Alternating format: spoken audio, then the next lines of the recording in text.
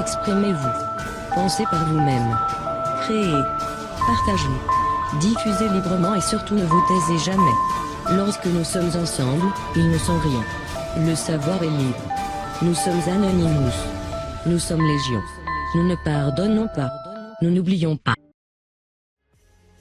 Mes salutations à tous.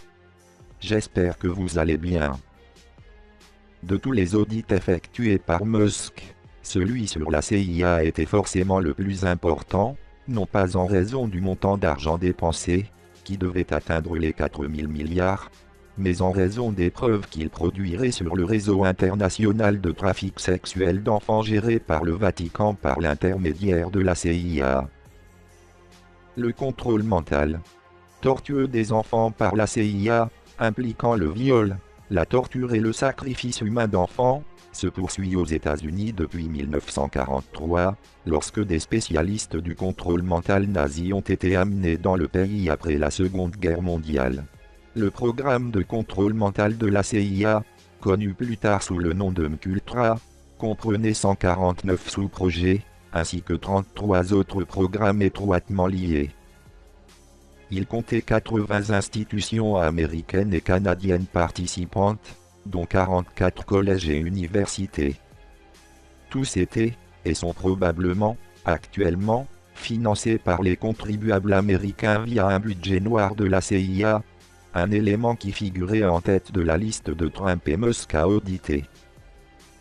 Ce n'est qu'en 1950 que les expériences de contrôle mental de la CIA sur des êtres humains, dont beaucoup étaient des enfants innocents, ont finalement été remarqués par les médias grand public.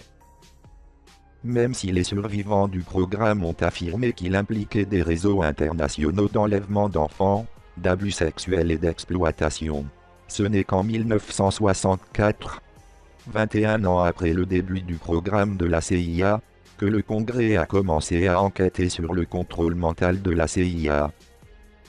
Cela n'a eu lieu que grâce à un procès remporté par Linda McDonald, victime du contrôle mental, de la franchise McDonald's Family Hamburger, la famille McDonald étant profondément impliquée dans les Illuminati. Ce n'est que 27 ans après le début du programme que des audiences du Congrès ont été organisées, une en 1970 et une autre 25 ans plus tard, en 1995. Cela fait un total de 52 ans pendant lesquels des enfants ont été violés, torturés et tués par la CIA avant que le Congrès ne s'en intéresse, et ne fasse rien ensuite. Comme Linda McDonald, les 3 femmes victimes d'abus rituels sataniques de la CIA qui ont témoigné lors de la première audience étaient issues de familles sataniques multigénérationnelles. Après les avoir violées et torturées depuis leur naissance, leurs familles les ont vendues à la CIA comme sujets principaux pour leur contrôle mental.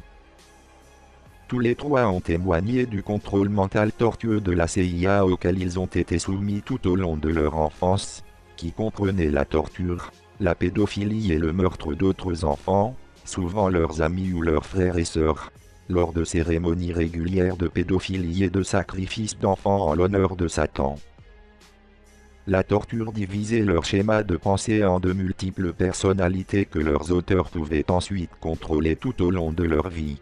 Leurs témoignages n'ont jamais été rendus publics et les enregistrements vidéo ont été effacés d'Internet. Aucune enquête complémentaire n'a jamais été ouverte, et encore moins achevée, après les audiences du Congrès de 1970 et 1995. Les 3 témoins sont morts par la suite de causes mystérieuses, leurs informations dramatiques sur le chantage et la corruption de membres du Congrès ayant été dissimulées. Le Congrès n'a jamais réagi à ces crimes odieux de la CIA, dont on pensait qu'ils se poursuivaient encore aujourd'hui. Peut-être que Trump fera quelque chose à ce sujet, ou, plus probablement, l'a-t-il déjà fait.